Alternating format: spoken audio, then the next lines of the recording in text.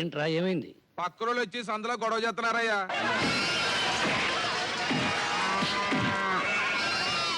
మా కొట్లన్నీ చిందరవందర చేస్తున్నారా? ఆడవాళ్ళ పట్ల అసభ్యంగా ప్రవర్తిస్తున్నారయ్యా. ఎవర్రా వాళ్ళు? పక్కూరి జమీందారు గారి మనుషులు అనుకుంటానండి అయ్యా. అంతే అయి ఉంటదయ్యా. పోయినేడు సంత పాడుకుని ఏడాది పాడుకోలేకపోయాడు కదా అండి. ఆ కక్ష మనసులో పెట్టుకుని పనులన్నీ చేస్తున్నట్టున్నాడండి. ఎంత ధైర్యం లేకపోతే పొరుగు రోడ్డు మన గురించి గొడవ చేస్తాడు. మీరేం భయపడకండి, వాళ్ళ సంగతి మా తమ్ముడు చూసుకుంటాడు. రాజా,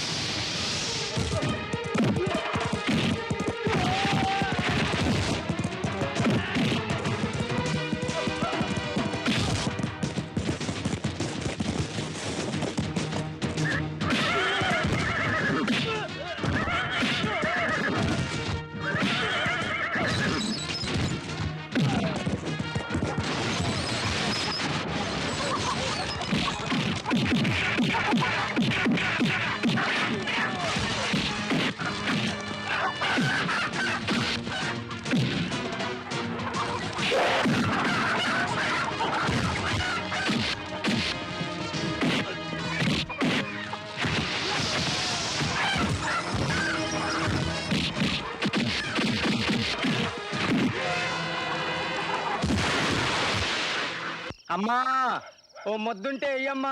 బాబు తీసుకో.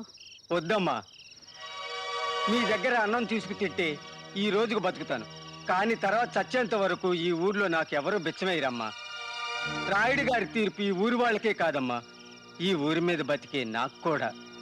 నన్ను మన్నించమ్మా. అమ్మా మాగాకాలం తల్లి.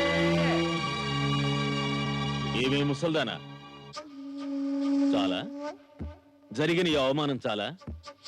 ఆకలితో నకనకలాడే ఓ అడుక్కు తినేవాడు కూడా నా ఇంటి అన్నం వద్దని నన్ను నా వంశాన్ని అవమానించేలా చేశావు కదే. ఏ ఈ 17 ఏళ్ళుగా అనుభవించింది చాలదే నీకు? వీధిలో తిరిగే బిచ్చగాళ్ల చేత పిచ్చివాళ్ల చేత కూడా అవమానించబడాలా? ఇన్ని అవమానాలు భరిస్తూ ఎలా బతకాలనిపిస్తుంది నీకు? అసలు దీనికి అంతటికీ కారణం ఇది. వయస్సులో ఉన్న పందిపిల్ల కూడా అందంగా ఉంటుందన్నట్టు ఆనాడు ఇది నా కంటికి ఇంపుగా కనిపించింది, ఆశపడ్డాను. నన్ను అడుగుంటే ఎన్ని లక్షలైనా దీని మొహాన్ని కొట్టుండేవాడిని. అలా కాకుండా ఇది దీని బాబు పంచాయతీ పెట్టించారు. ఆ రాయుడు తీర్పిచ్చి శాశ్వతంగా దీన్ని నాకు అంటకట్టాడు. దరిద్రపు కొట్టుకున్నాడు. ఎందుకు అనవసరంగా అందరినీ ఆడిపోసుకుంటావు? మన వంశం పరువు ప్రతిష్ట అన్ని మర్చిపోయి తప్పు చేసింది నువ్వు మీ నాన్న. నోరు మూసుకోవే ముసల్దానా. మన వంశపరువు మంట కలిపింది మేం కాదు, ఆ పాపారాయుడు. స్వయానా నీ అన్న సొంత చెల్లెల కుటుంబాన్ని కూడా చూడకుండా ఊరికే మనకి ఏ రకమైన సంబంధం లేకుండా 18 ఏళ్ళు వెలేశాడే. 18 ఏళ్ళు. అప్పుడే మర్చిపోయాటే నా అబ్బా. అదే నేను ఈ మొగుడు చనిపోయినప్పుడు మోయడానికి ఇంకో ముగ్గురు కావాల్సి వస్తే రండిరా అని బతిమాలితే ఊరి వాడొక్కడొచ్చాడంటే నేనొక్కడిని నా తండ్రి శవాన్ని భుజాన వేసుకొని శ్మశానానికి వెళ్ళి కప్పెట్టొచ్చిన రోజును నువ్వు మర్చిపోయావేమో కానీ నేను మాత్రం మర్చిపోలేదు. ఆ పాపారాయుడు వంశానికి కూడా అదే గతి పట్టించేంత వరకు నేను మర్చిపోను. చేసుకునే వాళ్ళకు చేసుకున్నంత అన్నారు. నువ్వు తప్పు చేసి ఏ పాపం ఎరగని వాళ్ళ మీద ఎందుకు రా కక్ష తీసుకోవడం?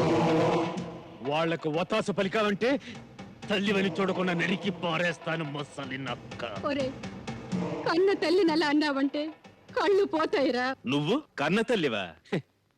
ఎవరన్నారే?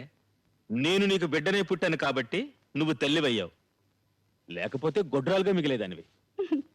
నిజమేరా, నీలాంటి నీచుడికి తల్లి కావడం కంటే గొడ్రాళ్ళయ్యుంటే ఎంతో బాగుండేది. ఎంత మాట అన్నావే? నువ్వు ఇంకా బతకడానికి వీల్లేదు, నరికి పారేస్తాను.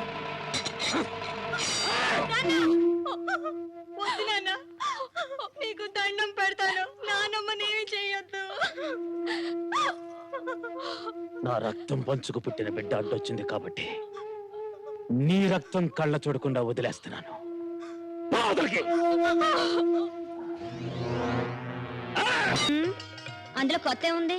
మీ అన్నయ్య ఆర్డర్ వేశారు, నేను అమలు చేశాను. మామూలే కదా. ఏంట్రా వెదవు నువ్వు? నోరు మూసుకుని ముంచేయి, నోరు మూసుకుని ముంచేయి. నోరు మూసుకోవాలా? నోరు మూసుకుంటే అన్నం ఎలా తింటారన్నయ్య? మళ్ళీ ఎదురు సమాధానం చెప్తావు. ఎదురు సమాధానం ఏం చెప్పాను? నోరు మూసుకుని అన్నం ఎలా